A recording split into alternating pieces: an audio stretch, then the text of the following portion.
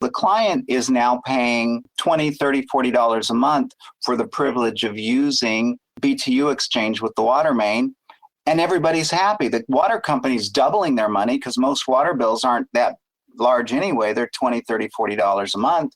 And so now they're doubling their money, and they haven't had to add any major infrastructure. That's the 4.0 answer, and that's essentially the best way I see to do this. Could the low-carbon secret to building, heating, and cooling be under our streets? Geothermal energy literally means earth heat, and it taps the near constant temperature of the ground several feet deep to heat or cool a building. Think of it like a refrigerator for your whole house, keeping your home cool in the summer by pushing hot air outside, or keeping your home warm in the winter by pushing cold air out. By tapping near constant temperatures underground, geothermal energy systems can provide this benefit using much less energy than gas furnaces or boilers, and they work for heating and cooling. Geothermal has had one drawback, however. It typically involves drilling deep holes to access these constant temperatures underground. But what if it could tap an existing source under our streets?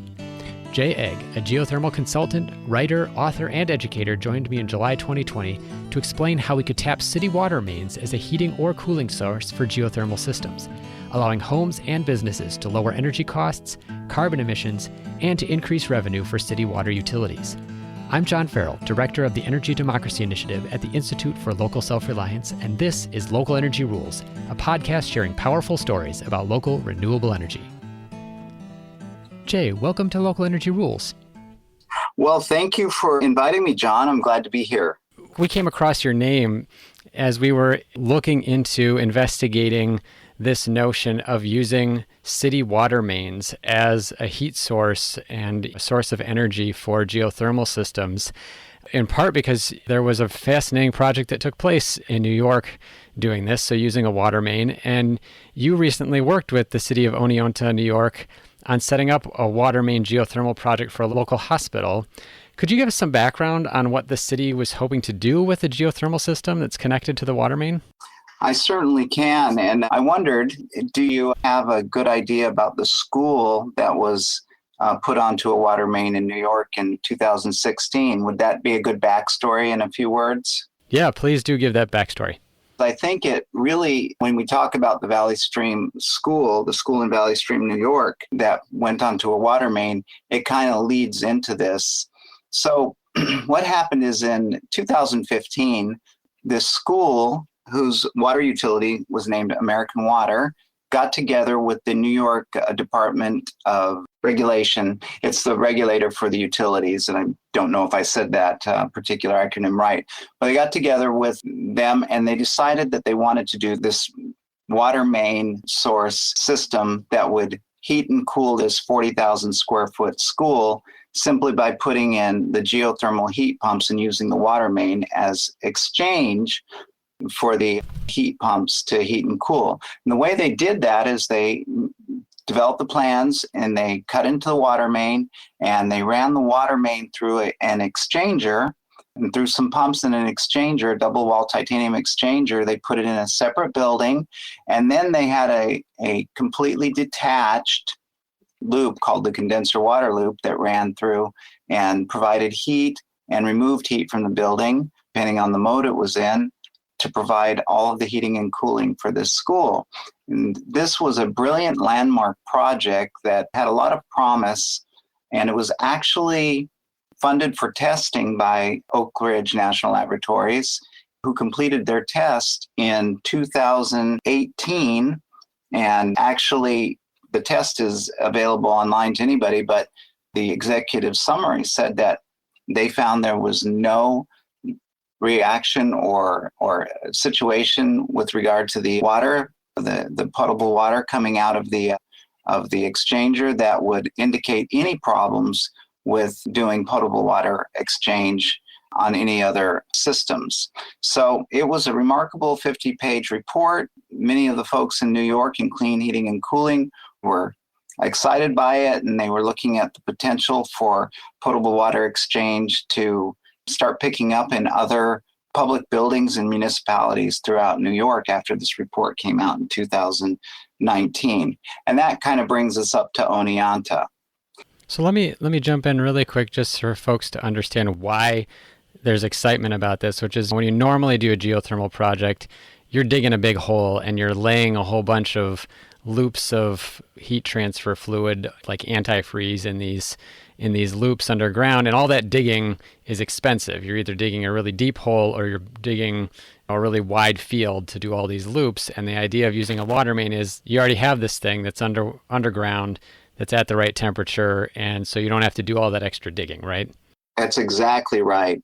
And that's part of what you said very well. My emphasis or my focus is not to do the basic, but to use some of the fluid. That's part of what I term the water energy nexus, to use fluid that's already moving beside or in the vicinity of a building and use it for dual purposes, because it's not something that has not been done before this. As a matter of fact, and I really didn't want to get into this, but I should mention just right now, because it's perfect time, in Toronto, our neighbors just to the north in New York, the city of Toronto has 3 main lines that go in there. I want to say they're about 48 inches. They go down into Lake Ontario, and they pull in their water from the lake and treat it for drinking, to become drinking water for the city of Toronto. And the interesting thing about this is 15 years ago, they put in a bank of exchangers, and they run that drinking water after it's been treated through the exchangers, which pre-chills the water for all of the downtown buildings, 72,000 tons of exchange capacity that provides all the air conditioning for downtown. So that's using potable water that's already been treated. After it's been treated, they run it through the exchangers, then they send it on out to Ontarians or Torontonians for their potable drinking water. So it's been operating 15 years, and it's been operating so well, they're actually tripling the size of that system too. So it's not new. It's just that we're having a little trouble getting folks to come together on that. That's why we were so excited when this happened in Valley Stream. This is super helpful, I think, because we have, and we're going to get to this a little bit later, a lot of cities around the United States that are really focused on how do we decarbonize our energy system? How do we do low carbon heating and cooling? Geothermal is sort of like down the list right now of things that people are thinking about, but it's usually because of this issue of having to dig big holes. And so it's fascinating to me that we not only have a recent example with this school, but we have an example started 15, 20 years ago and has already been doing this for a while for the exact purpose we're talking about. So let's get back now finally to the place where you've been working in Oneonta about doing this water main geothermal project. Wonderful. So first of all, I did in Otsego. I think it's called Otsego County there. Oneonta is one of the cities. Cooperstown, where the Baseball Hall of Fame is, one of the cities around there. And all these little towns and villages are all kind of together as part of this Otsego Chamber of Commerce. And where it really started was late in 2018. I think it was sometime mid-2018. I do a lot of speaking events, and I was the keynote speaker for a clean energy thing going on there in Otsego at this conference, where there were a lot of mayors, there were a lot of city managers, there were a lot of dignitaries from the local area there. And I did a presentation on geothermal. And one of the things that I shared a lot of the great things going on in New York. One of the things I shared was this great story with this Valley Stream school that tied into a water main. And the executives or the chief management officials with NYSERDA, which is the New York State Energy Research and Development Authority, and that is the arm of New York that actually funds projects like this, like municipal projects that are doing good things for energy and reducing emissions. They were there because they have a clean heating and cooling division, and they were very interested in what's going on with the potential for using water mains or potable water to heat and cool buildings. So as I talked about it, it became a great subject of interest. So lo and behold, before too long, I get a call from Oneonta. But Greg Matisse, who's the city engineer, George Kortauer, who is another city engineer, all got together with me and some of the folks from NYSERDA and said, we are replacing a water main running down through Main Street in our town. We've already contracted to do it. Do you think there is a way that we could use, since we're opening up the street, this water main to help install a geothermal capacity for the buildings along Main Street. Everybody agreed that that was a great idea to investigate that. So they hired us, they put us under contract, the city of Oneonta, and you mentioned you've seen the headline on that, and we went under contract and began this study. Where we ran into a problem was everything was fine until it got to the New York Department of Health. They have some clause, and I wrote this actually in an article in Plumbing Engineer. Let's see, the DOH pushes back. The New York Department of Health has a regulation that was shared by Roger Sokol, the director of the New York Division of Environmental Health Protection, in May 2019 that prohibits the introduction of potable water after heat exchange. It's this obscure rule, and I say it's obscure. I'm sure there's a reason for it. I'm sure somebody did something wrong sometime in the last several decades that made that rule come into being. But nonetheless, it says he states that a direct cross connection is a direct contradiction to what they call, and this is an actual thing, the 10 state standards, and contradicts the U.S. Environmental Protection Agency's guidance in document WSG 170. It went on to say that Jeffrey Snyder, Director of Environmental Health at Madison County Department of Health, notes that Part 8.10.2 of the 10 state standard does not allow water use in conjunction with heat exchangers to be returned to the public water system. And that's when I say a little bit tongue-in-cheek in my article, I said, perhaps somebody should tell that to Toronto, since they're doing it, and they've been doing it for 15 years very effectively. So what that comes down to, what that argument comes down to, John, is they're saying they will not allow potable water to be exchanged with a refrigeration system and continue to be potable. So in other words, it has to be thrown away. I pushed back a little bit, and I haven't gotten an answer to this yet, but I said, let's talk about a drinking fountain on the wall.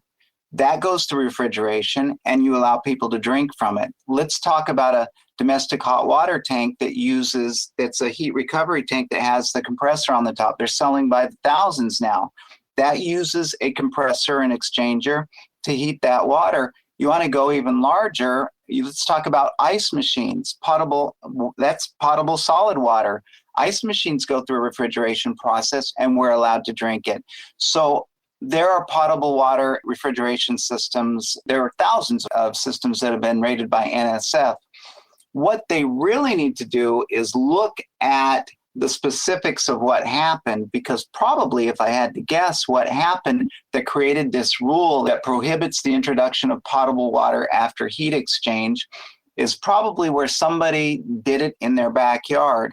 I'm not suggesting, and nor is anybody else suggesting, that people are allowed to take potable water necessarily into their home, do their exchange, and bring it back. No, what we're wanting to do is let the Potable Water Authority do their heat exchange, kind of like it was done at Valley Stream. There was a separate exchanger building that exchanged, and it's controlled by the water department. It's a completely controlled process. They use the water, they exchange it, and they send it back into the water main. That's exactly what Toronto does. This is what we were trying to do in the Oneonta situation. I just want you to clarify, too, for folks on this, because what I find so fascinating about it is maybe something that people, when you mention the word exchanger, like I can picture what a heat exchanger is. For other folks, just think about a refrigerator, right? So we're talking about the stuff on the back of your refrigerator that runs through those coils is never in your refrigerator. It's never getting and mixed in with your food. And the same thing is true of these systems. The water is never leaving the pipe, the water main pipe, to be tampered with. You're literally just wrapping a piece of metal around it to extract the heat from it. So this regulation has nothing to do with how people might be sticking their fingers in the water. They're never touching it. It has to do with, as you're saying, with kind of who manages that heat exchange on whose property it's happening and some of these other issues. And I guess there's another issue too that is mentioned that was researched in that study you mentioned too about heat and how that might impact the water. But we're not talking about anybody contaminating the water supply by running it out into a cup and pouring it back in, and now it's going to someone else's house. Right. And that is what is so important to understand. It's not being tampered with by anyone. In every situation, including Toronto and including Valley Stream, this is a water department controlled exchange process. And as a matter of fact, if they would open their minds, and this is the hardest thing to do for authorities having jurisdiction, it takes a lot of work to do this. It takes a lot of work to actually open your mind to get a process going, but these are the things that change the world. When people will step up and do it, when I say it takes a lot of work, they have to understand. When I say a lot of work, it's not the engineering, they just have to understand it and have a competent new verbiage put into their codes to show how it's done.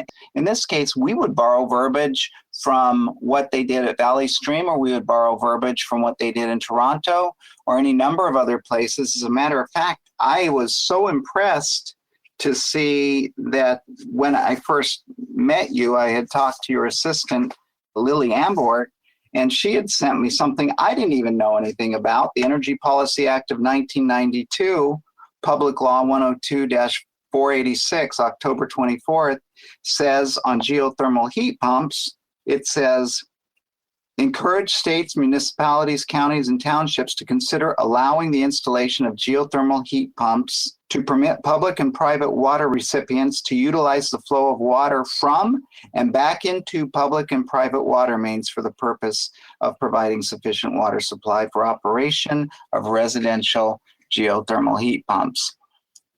That is the perfect 4.0 solution. But I understand where water departments might not want that to happen inside the space. They would want to control it outside. But that's a perfect law that, in my opinion, could be very effectively used if they just use an NSF-approved appliance that does this exchange, because then they can certify there's nothing happening to it. But again, the projects that I've seen approved in a large scale involve water company managed facilities, and the water company ends up selling. They not only sell the water, but they also sell the BTUs from the water when it does the heating and cooling. So they have two income streams then, and they're doing a benefit to the clients. We're going to take a short break. When we come back, I ask Jay whether water main geothermal would work for homes and how the city's water utility would play a role. We also explore what he calls the water energy nexus, discussing other ways that we can capture the energy in water systems, from gray water to wastewater, to power our economy. Hey, thanks for listening to Local Energy Rules. If you've made it this far, you're obviously a fan, and we could use your help for just 2 minutes. As you've probably noticed, we don't have any corporate sponsors or ads for any of our podcasts. The reason is that our mission at ILSR is to reinvigorate democracy by decentralizing economic power. Instead, we rely on you, our listeners.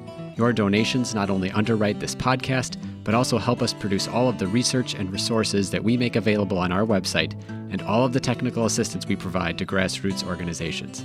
Every year, ILSR's small staff helps hundreds of communities challenge monopoly power directly and rebuild their local economies. So please take a minute and go to ilsr.org and click on the donate button. And if making a donation isn't something you can do, please consider helping us in other ways. You can help other folks find this podcast by telling them about it, or by giving it a review on iTunes, Stitcher, or wherever you get your podcasts. The more ratings from listeners like you, the more folks can find this podcast and ILSR's other podcasts, Community Broadband Bits, and Building Local Power. Thanks again for listening. Now, back to the program. We've spent a few minutes now talking about this particular project, the barrier you ran into at the health department, and kind of how it works, and the rationale for this. Like, this is worth investigating, of course, because it makes geothermal cheaper to do. You've got this ready resource that's already flowing instead of having to make your own loop field and bore big holes in the ground. We have cities, there's over 100 cities now in the United States that have made commitments on some timeline to 100% renewable energy. Sometimes it's just electricity, but most of the time it's all energy sources. So they're thinking about building heating and cooling. And right now we've got, especially in the northern part of the country, most homes are being heated with natural gas, which is relatively inexpensive because we don't count pollution impacts in the price that we pay for it, obviously. And so it's hard to find stuff to replace it that is affordable. And this seems to me to be a perfect candidate, not only because you have a technology that would allow people to lower their carbon emissions and do it affordably, but because most cities own their own water department already, and where they can't regulate the gas utility, in fact, there are big political fights around this right now, they do own a water department, and gosh darn it, cities probably need some money too. And like you just said, they have an opportunity to make money selling heat energy if they ran this kind of system. So let's just talk a little bit about what would be involved in a city doing this kind of system. Let's just say they wanted to start with a pilot, a few blocks of residential property. Can they just use the water main that's there? Do they have to do it with a water main upgrade? How would a city get started on this? What they would do, and this is a model that we've looked at, you know how each home or each apartment complex has a water meter out front. It's usually in a concrete box or something like that. That box would be a perfect place, because that's owned by the water department. It'd be a perfect place for one of these exchangers to be put in that would be owned by the water company. And so it would be an upgrade. It would be something perfectly engineered, and it would have the capacity to exchange with the water main all of the heating and cooling needs for the geothermal heat pump in the building. What would change with the building is they would still have their water main coming in, their water line coming in, but then two other lines would be added off of this exchanger, and they'd just be trenched up to the building and stubbed in. Significantly less than the $15,000 or $20,000 investment that's needed for ground loops. This would probably be somewhere in the neighborhood of a $1,000 or $2,000 investment for the water company, which they wouldn't even need to charge for, because now they're selling BTUs to the client. The client is now paying $20, $30, $40 a month for the privilege of using BTU exchange with the water main, and everybody's happy. The water company's doubling their money, because most water bills aren't that large anyway. They're $20, $30, $40 a month. And so now they're doubling their money, and they haven't had to add any major infrastructure. That's the 4.0 answer, and that's essentially the best way I see to do this. Let me just give you an example, and I stuck with this, of course, because I have a house in Minneapolis. So my water meter that measures how much I use is actually inside my house. Okay. But I know there's also a shutoff valve in the sidewalk, right, between my house and the street. So where in that, could they put it in my house? Would they put it under the street? Like, where would they put that exchanger? If they knew they could always get into your house to deal with any emergencies, I would say put it in your house. But knowing the authorities having jurisdiction that I've dealt with, they would probably want to put a concrete box in the ground right there that had the exchanger in it, right in line with the water coming into your house. And they would put the exchanger there, and that would have the BTU meter or the GPM meter for what you're doing for your heat pump. So they would have to put something big enough to hold an exchanger that can exchange the number of BTUs in your house, which is not going to be that big.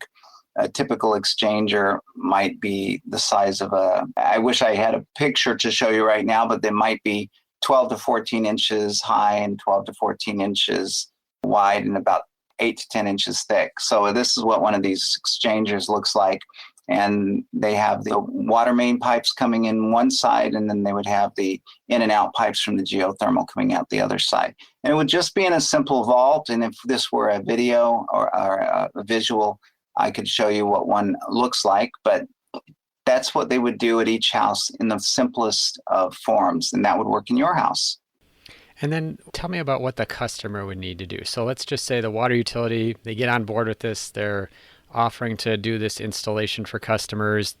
Customers now got a heat exchanger, whether it's in the street or in their house. Mm-hmm. They've got access to BTUs now. Yes. That they can supply their house just like they would, and that come in through the gas line, for example, just in a different form. Right. What equipment does the customer need to take advantage of this? If you imagine what a forced air furnace looks like, which a lot of people have that use natural gas, they would exchange that and purchase a geothermal heat pump, which normally fits in the same footprint of a forced air furnace. That geothermal heat pump uses electricity, just like a forced air furnace, to drive the fan and the compressor. So they would put it in place, hook up the electrical service, and then the pipes that would normally go to a ground loop would now tie into that exchanger, and a small circulator would be put in, a micro horsepower circulator, just to circulate the water between the heat pump and the exchanger with the water main. So that would be all it would be needed in the house. No drilling, no loop fields outside, just tying into the pipes that have been run in or are available from the water company now. And if you're talking about a house that has central air conditioning too, you can actually replace both with this system, right? It's going to heat and cool. Yes, absolutely. If you are familiar with this, many of the forced air furnaces have an air conditioning coil in them. If they have air conditioning too, it's a combination unit. That unit, it can be completely replaced with a geothermal heat pump because it does both heating and cooling. And in addition to that, they have the domestic hot water generator option that can provide a good portion of the hot water needed in a home. We've talked a lot about what the city would need to do for this. Are there any kinds of engineering or other challenges? So when we talked about the health department issue in New York, their concern was, I think, largely around just they had this regulation. And as you mentioned, it might have had something to do with someone messing with it on their own private property before. Mm-hmm. Now everything's being controlled by the water utility. It's all kind of locked up and away from the customer's hands. The only other concern that I have read anything about is this issue of every time a customer tapping into the water main draws out a little bit of heat, the water that gets sent back is a little bit colder, obviously. And so I guess my question is, if you're the 20th house in a row on that water main that wants to do this, is the water still have enough heat in it for you to take? Are you ever going to freeze the water in the water main? And is that the only other kind of issue that we would need to confront? There is definitely a master engineering concern here. The primary part of this that is the most important is figuring out what is an approved way for water utilities nationally to do this. And we just talked about some of those opportunities. And it's very easy to do. It just gets approved by UL, it gets approved by NSF, and it's an appliance, it's a package that becomes the exchanger that gets installed. So the next question you just mentioned is an infrastructure question. Is there enough water going through there to handle the heating and cooling load?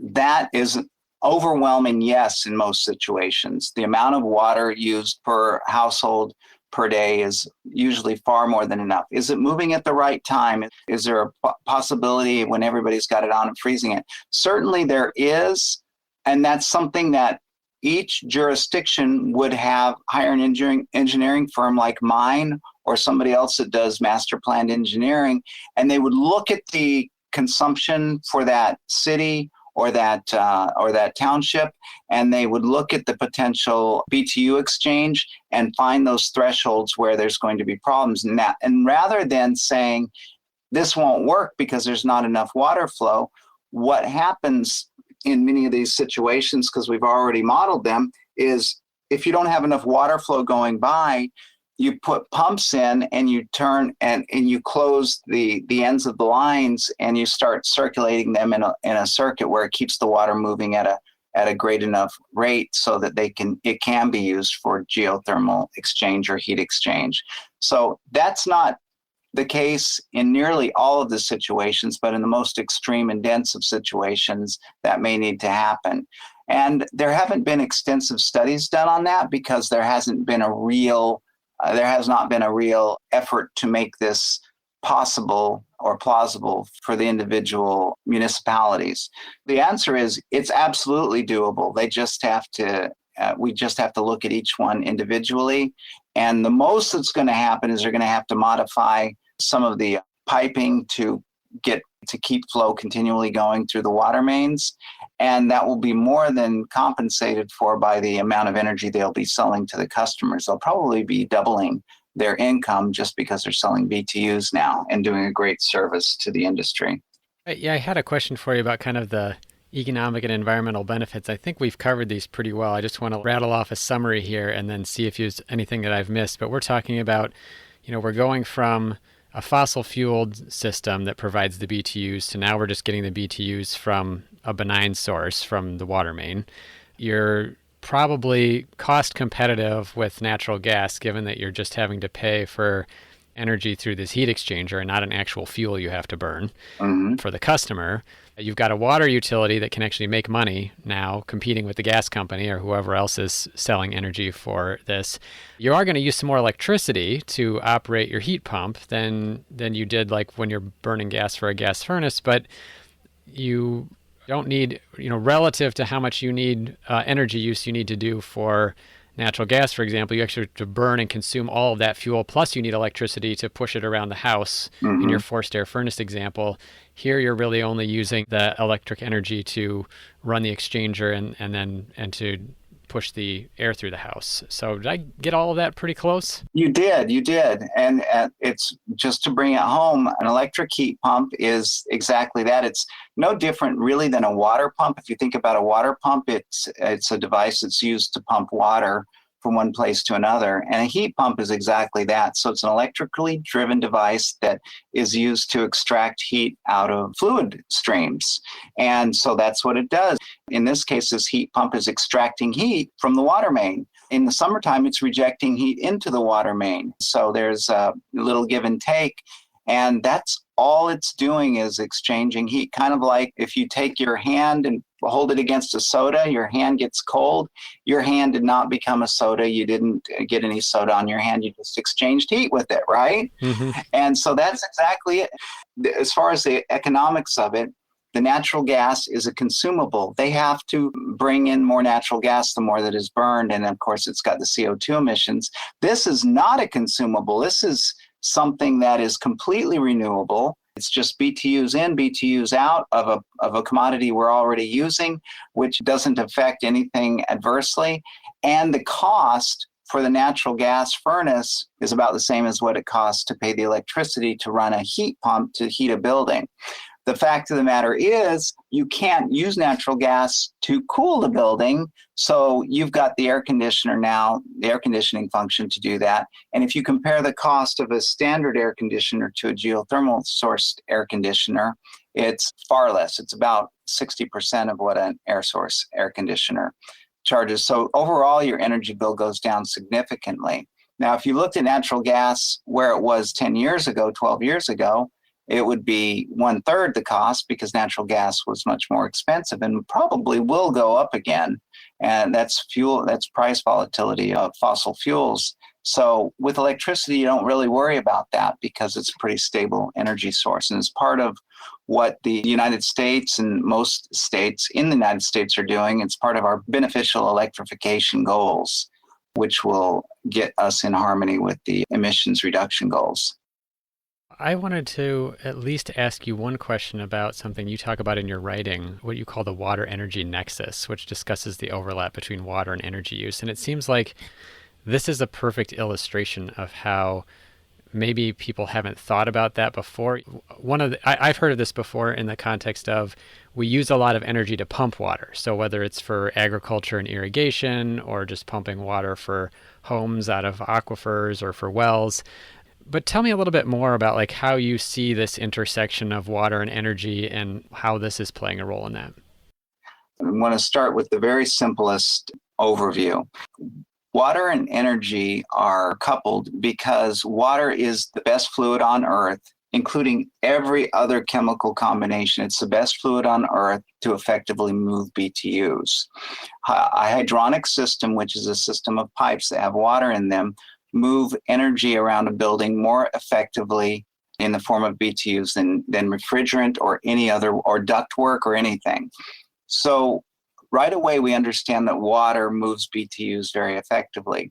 When we're talking about the water energy nexus, the first and most obvious thing is if you have a structure next to a river, that river is part of the water energy nexus. All you have to do is put your devices, your air conditioning exchangers to exchange heat with that, and it will provide all the heating and cooling you need. As a matter of fact, the UK did a study that surface water in the United Kingdom would handle all of the needs for heating and cooling for 80% of their population 100% of the time, just because of proximity and the amount of water.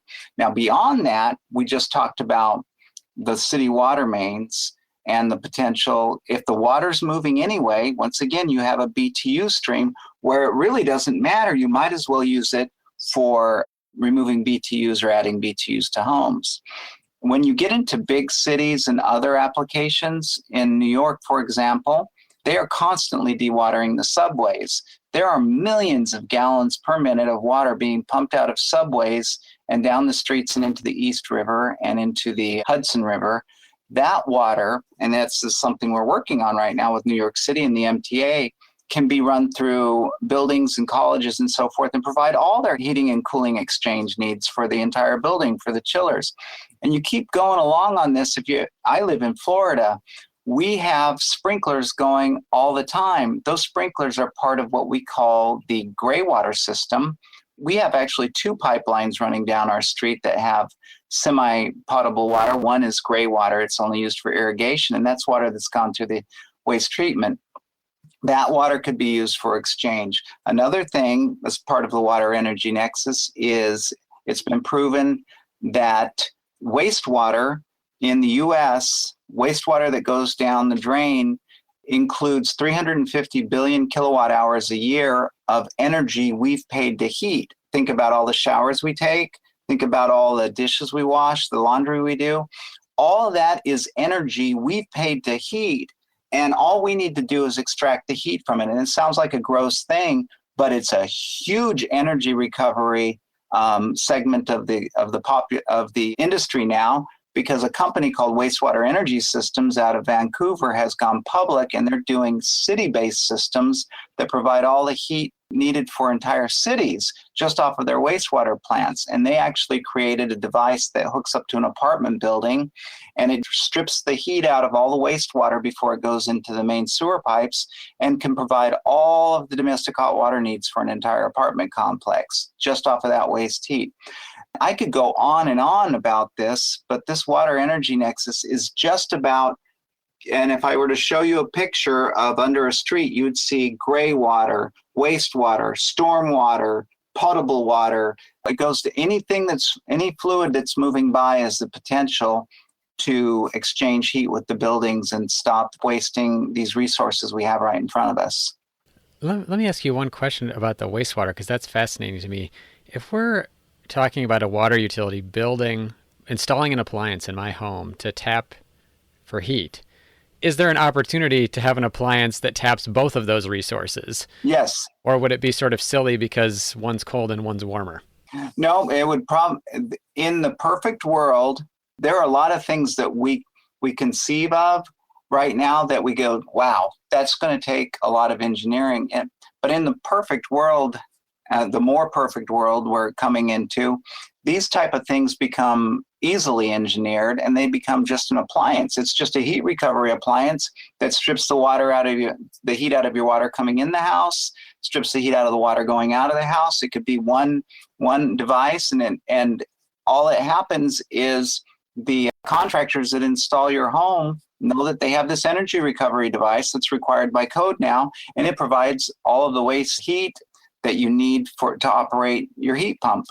That's the perfect answer if a device is made that can strip it all out. Then you become a more energy conscious home because you're not wasting heat coming in or out of your home.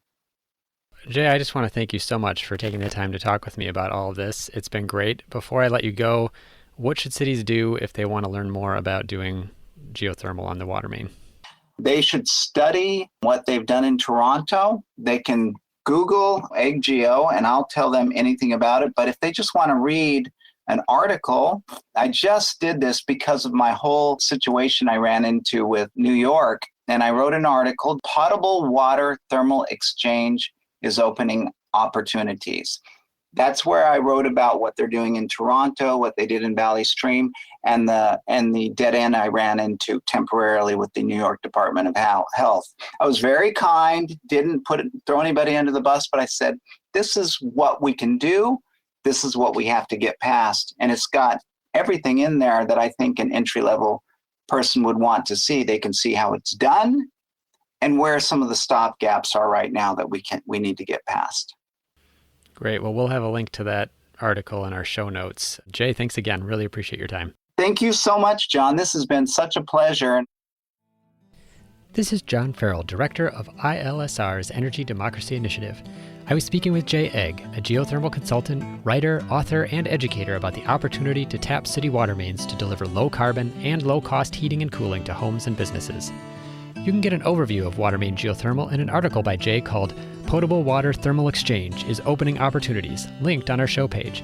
You can also find more information on the ILSR website where we explain the concept and share the story of Toronto discussed in the interview. While you're at our website reviewing this and other resources, you can also find more than 100 past episodes of the Local Energy Rules podcast. Until next time, keep your energy local, and thanks for listening.